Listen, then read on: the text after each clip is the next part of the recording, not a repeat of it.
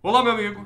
Continuando os nossos estudos de citologia. E agora nós vamos falar sobre peroxissomos e lisossomos.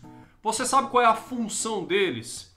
Qual é a atuação deles dentro da célula?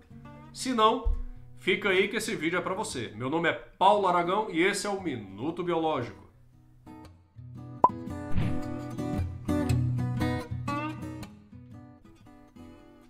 Lisossomos e peroxissomos são organelas que você encontra em vários tipos de células. E a função deles é bem definida.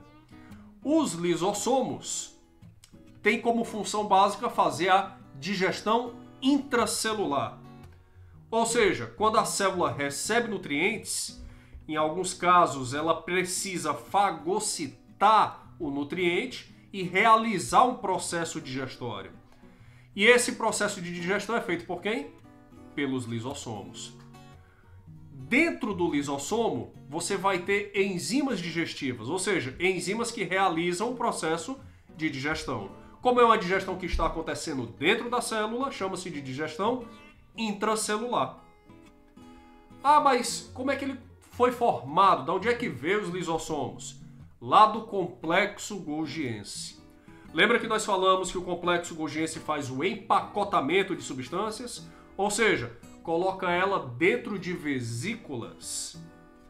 O lisossomo nada mais é do que uma vesícula, uma bolha de membrana que tem enzimas digestivas no seu interior.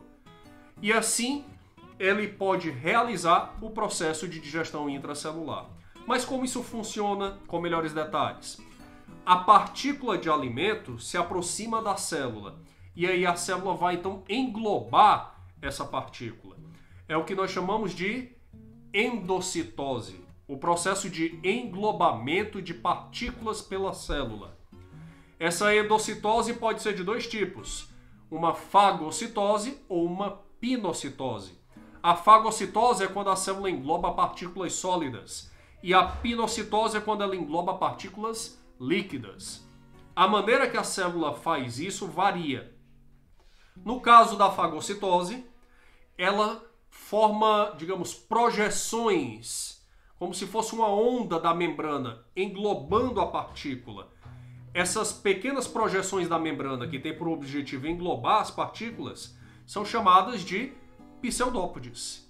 Então, num processo de fagocitose, a membrana se projeta por sobre a partícula, envolvendo ela. E essas projeções são pseudópodes. E no caso de pinocitose, o englobamento de partículas líquidas, aí eu lhe pergunto, você consegue abraçar água? Não, né? A célula também não. Ela não vai conseguir abraçar líquidos e englobar eles. Então a estratégia que ela utiliza é um pouco diferente. Ao invés de se projetar por sobre a partícula, ela vai fazer uma invaginação. Tá? O que é que seria essa invaginação? Imagine a superfície da célula. Ela vai fazer uma dobra para o interior. Essa dobra forma uma calha, um sulco na membrana, que permite que o líquido então se acumule lá dentro. Depois que o líquido caiu dentro desse sulco, dessa calha, ela então fecha e engloba todas as partículas. Processo de englobamento de partículas sólidas, fagocitose. Englobamento de partículas líquidas, pinocitose. O alimento englobado, então, dentro da célula forma uma vesícula. Se foi uma fagocitose, essa vesícula é chamada de fagossomo. Se foi uma pinocitose, ele é chamado de pinossomo. Nada mais é do que uma bolha de membrana com o alimento dentro, seja ele sólido ou líquido. O fagossomo, por exemplo, se encontra com o lisossomo e eles vão se unir. Vai haver uma fusão dessas vesículas. Por que que isso é necessário? Porque não vai haver digestão se as enzimas não entrarem em contato com o alimento. Para que isso aconteça, então, a vesícula lisossomo se une com a vesícula de alimento, que é o fagossomo. Quando isso acontece num local só, agora você vai ter alimento e enzimas e o processo de digestão pode ser iniciado. Finalizada a digestão, os nutrientes são retirados e o que sobra ali naquela vesícula são apenas resíduos. E agora ele é chamado de vacúolo residual.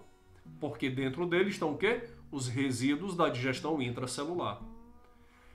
Isso vai ficar dentro da célula? Não. Se é resíduo e não tem mais utilidade, tem que ser mandado o quê?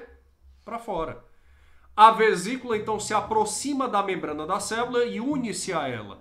No momento que acontece essa fusão entre o vacúolo residual e a membrana celular, a membrana plasmática, os resíduos são liberados para fora da célula.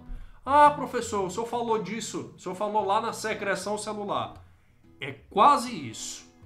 Na secreção celular, você tem que lembrar que é a eliminação de substâncias úteis, que tem um papel a ser desempenhado fora da célula. Aqui eu estou falando de eliminação de resíduos, e esse processo é chamado de plasmocitose. Alguns autores no passado chamavam de defecação celular, mas cuidado, não são fezes, tá? Então, eliminação de substâncias úteis, plasmocitose. Eliminação de substâncias inúteis, resíduos, plasmocitose. Perfeito? E os peroxissomos? Os peroxissomos fazem a desintoxicação celular através de um processo que é, digamos, gerenciado por uma enzima chamada de catalase. O que essa enzima faz é metabolizar os peróxidos de hidrogênio que são produzidos dentro da célula. Entenda, por vezes a célula produz substâncias inúteis, mas também tóxicas. Uma delas é o peróxido de hidrogênio, H2O2. Se ele é tóxico para a célula, ele não pode ficar ali, ele tem que ser eliminado. E essa eliminação se dá por meio dos peroxissomos, é um dos casos. O que acontece é que o peroxissomo é uma vesícula também. E dentro dele você tem a enzima catalase. O peroxissomo se encontra com a substância, para ficar mais simples, com o peróxido de hidrogênio e vai fazer a metabolização dele, transformando H2O2 em coisas que não são tóxicas, água e oxigênio. Então perceba o que é que acontece. Ele pegou algo tóxico, H2O2, e transformou em água e oxigênio. Daí a ideia de realizar a desintoxicação. Eu espero que você tenha aprendido importantíssimas informações hoje. E se você gostou, não deixe de dar um like e comentar lá embaixo se você tem alguma dúvida. Um grande abraço e até o nosso próximo vídeo.